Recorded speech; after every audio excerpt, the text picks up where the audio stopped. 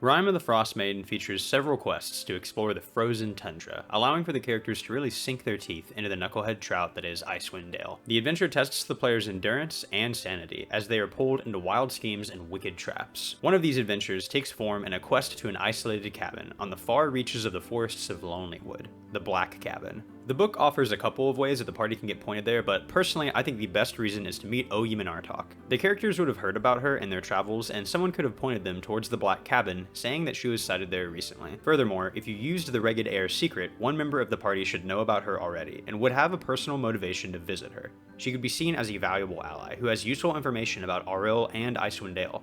Seeking her out is a good enough reason for your party to make a trip to the Black Cabin. Within the Rickety Cabin, the players find the Summer Star, a device created by an inquisitive gnome and a servant of Lathander, who stumbled upon Nethery's journals. The Summer Star imitates the power of the Mythalar, a magical battery that powers Yithrin, and the only magical item powerful enough to counter Auril's everlasting rhyme. Unfortunately, the Summer Star has one fatal error. It incinerates anyone who touches it, and quite possibly takes everyone in the entire room along with them. The characters will inevitably interact with the star, triggering the encounter where the slain members of the party communicate with the living members and fix the magical device with the help of its creator's spirit. I love this entire sequence, as it encourages great roleplay between the party, and is best done when at least two members of the party are on each side. You can fiddle with the explosion of the Summer Star to ensure that this happens. Have some members of the party get blown out of the blast radius, shaken but alive, if everyone happens to stand right next to the thing, for example. The book does a pretty good job of explaining the concept. With some extra steam from the DM, this should be a great role-playing encounter.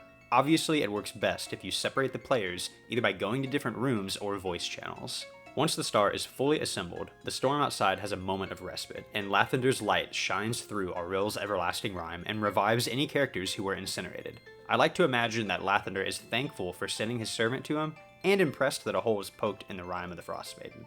What comes next is a heavy wind and snowfall. A blizzard quickly descends. Now this is where I like to make things spicy. The book suggests that Auril can sense the magical effect, and she dispatches Coldlight Walkers to take revenge. I think this is better used as an opportunity to raise the stakes and test your party, and I think to do that, Auril herself should make an appearance. Have a blizzard descend onto the players. They see lights coming towards them from within the snowfall, the illumination of Coldlight Walkers. If the party decides to wait for the enemy, they hear the sound of fighting, what sounds like a great beast in the flashes of magical blasts. Oyimanartok is fighting the Coldlight Walkers. Ideally, the party intervenes to assist and is locked into combat. After a round or so, the Cold Crone appears. She rises from behind a fallen tree or walks into view from the raging blizzard. Auril observes the characters and waits to see how they react, but once provoked, she attacks. Once the Cold Crone reaches half HP, she starts flying around and kites the melee fighters if possible. When the first form is defeated, there's a bright flash, and Auril disappears. Any Coldlight Walkers still alive drop to the ground, the light fading from their bodies. If you want Auril to remain more of a force of nature that doesn't directly intervene, you could have the Cold Crone appear as a shade or shadow, using the same stat block but allowing Auril to fight the party via proxy.